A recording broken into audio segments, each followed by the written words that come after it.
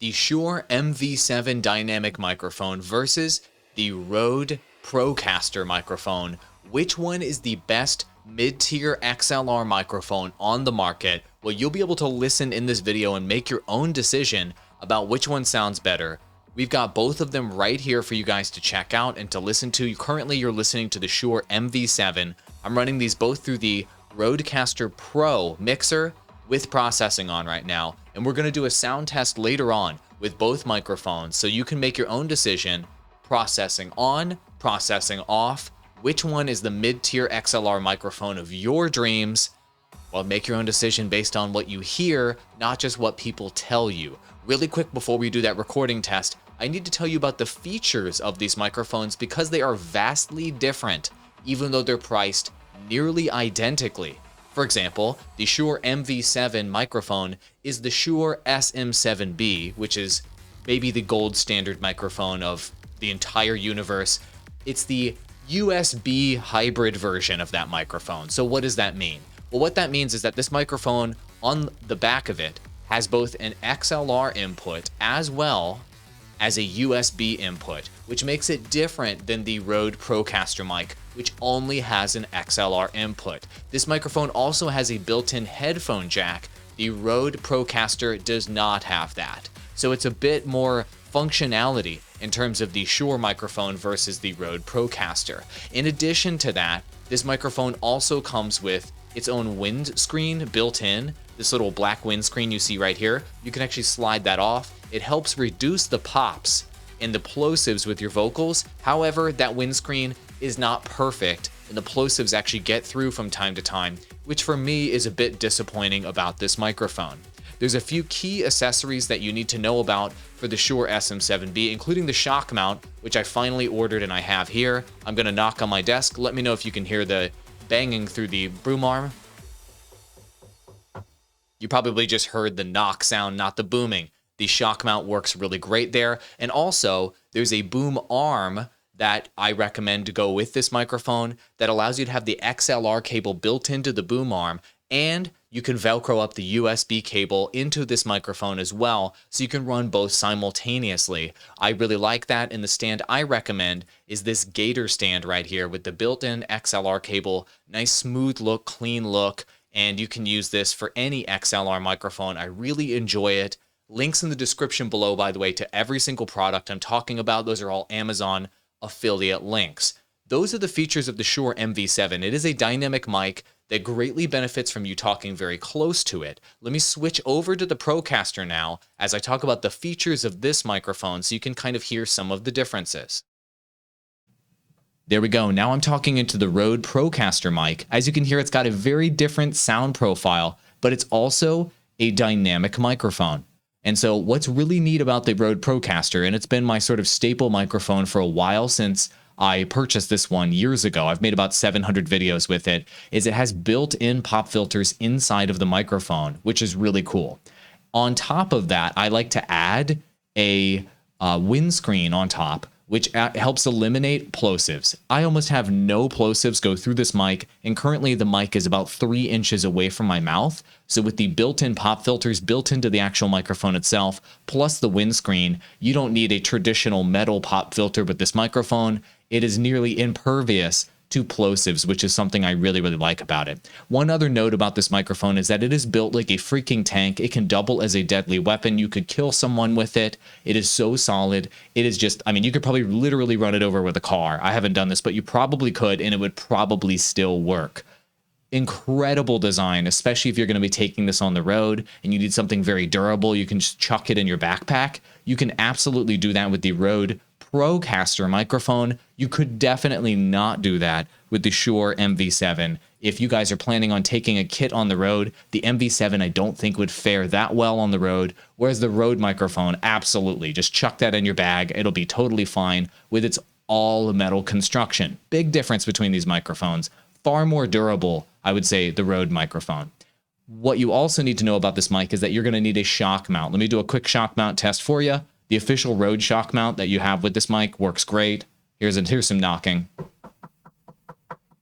Right, so you can probably hear the knock, but you don't hear a boom, boom, boom, boom through the through the audio. That's because the shock mount, like the other one that I showed you a moment ago for the MV7, does a great job of eliminating the tippy taps that you might be having with your mouse and your keyboard, knocks accidentally on the desk, stomps on the ground with your roommate, whatever you may run into in your different audio situations. This shock mount gets the job done. I like it. And lastly, of course, you're going to need a good boom arm to go along with this microphone, and I like to use the official Rode one with this mic. I bought all the equipment I'm showing you so far with my own money, by the way. They did not provide me any of this equipment that I'm talking about in this video yet. This official Rode boom arm is so solid. It's an all metal construction. But one thing I don't like about the boom arm is that it gets real squeaky. So because it's all metal, the more you move it around over time, after about a year or so of using this boom arm, you're going to need to oil it up with some lubrication, maybe some WD-40, take it in your garage and spray it down, because the metal joints in it, the screws in there, it just goes when you move it around. That's a disadvantage to this boom arm versus the Gator one I showed you a moment ago that I recommend pairing with the MV7. Now, the piece of equipment that was provided to me for free, this is not a sponsored video, but I need to disclose that this guy right here, the Rode Procaster Pro mixer, was provided to me for free by Rode a year and a half ago. So I don't even think I have to disclose that, but I'm just gonna anyway. They provided that for free about a year ago, and I love this mixer. And so one of the things about this mixer that you should consider, and the reason why I'm talking about it, is if you're going to be getting a mid-tier XLR microphone, you should have some really solid processing and good preamps to have your mid-tier microphone you just dropped hundreds of dollars on benefit from the full sound that it can provide you. The Rode Procaster Pro mixer is currently my favorite mixer because of the onboard processing. In a moment, I'm going to show you with a test of the impact of the processing versus no processing. But if you aren't interested in having live processing, this video, by the way, is not edited at all. If you're not interested at all in having live processing, or you have some other processing you're looking to do to add things like an exciter, a compressor, noise removal, whatever it may be, then a more cost-effective option to plug both of these microphones in will be the Focusrite Solo. I've had mine for many years. It's the first USB interface I used with this Rode Procaster Pro. The Rode Procaster microphone when I first got it. And so this is a much more cost-effective option. It's about a fifth of the cost of the big mixer I just showed you a moment ago. Links to both of those options in the description below. If you do not need an insane amount of channels and post-processing and extra effects and things, then this big mixer, the Rode Procaster Pro mixer, is not needed for you. So don't spend that extra money if you don't actually need those features. Now it is time, my friends, to do the best and most fun part of this video, right? Which is the side-by-side microphone test. So first things first, we're going to go back to the Shure MV7.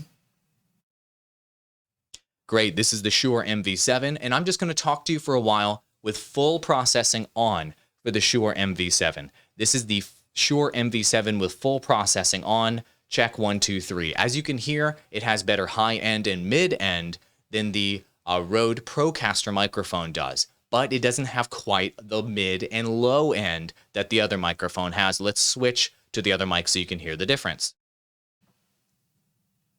Now I'm talking to you through the Rode Procaster microphone. As you can hear, it has a much lower, bigger low end and mid-low end, and just a different sound profile than the other microphone. A totally different sound. This is the process sound on both microphones, so I wanted you to hear that side-by-side comparison there of the clarity of the MV7 versus the big boomy sound of the Rode Procaster microphone. Which one do you like better? It's up to you. But before you go, I want you to hear the unprocessed sound of both of these microphones. So now I'm going to turn off noise suppression, compressor, and limiter in Streamlabs OBS. And now I'm also going to turn off the processing within the Rode Procaster Pro mixer that is making these mics sound great. Are you ready? Processing off. So you are currently listening to the Rode Procaster microphone with no processing on whatsoever. As you can hear, it still has a boomier low end and a big mid, but not necessarily the clarity of the highs that you would expect from some microphones. So if you want that bassier sound, this is just an unprocessed sound from the Rode Procaster microphone. Links in the description below to this mic. Let's compare that now to the MV7 with no processing on. And here is the MV7 with no processing on by comparison. This is the Shure MV7, this microphone that you see on the screen right here, with no processing on. As you can hear, you hear a bit more highs, that mid-high range, but you don't hear quite as much of the boomy low end that you heard a moment ago with the Rode Procaster. That's the biggest difference between these two different sound profiles. Both of these microphones do an excellent job of isolating out room noise on their own because they're dynamic mics, and you're going to want to have both of these mics super close to your mouth. That is something that you're going to want. One more time, I'm going to go back to the process sound because that's probably what you guys are going to be using more often than not. There's the Streamlabs processing, and here is the Rodecaster Pro processing. So as you can hear, both of these microphones, and the reason why I'm talking about the Rodecaster Pro mixer is because it makes, as you can hear, such a massive impact on how good these microphones sound when you just turn it on. This is once again the default processing in this mixer. I just turned it on, and it's like night and day in my opinion, and you can sound like this live. This is not an edited video. One more time, I want you to hear the processing with. And now the processing is on with the Rode Procaster microphone. I just turned the processing back on with this mixer right here, so you can hear the big boomy fat sound that comes out of this mic when you process it through the mixer. Links in the description below. You decide which one you think is best for your setup. Which mic was more impressive to you? Do you like the clarity of the MV7? Do you like the radio broadcastery sound of the Rode Procaster? Which one was your preference? Let me know in the comments below. And happy microphone shopping. Have a good time, and I hope you find the mic that's perfect for you.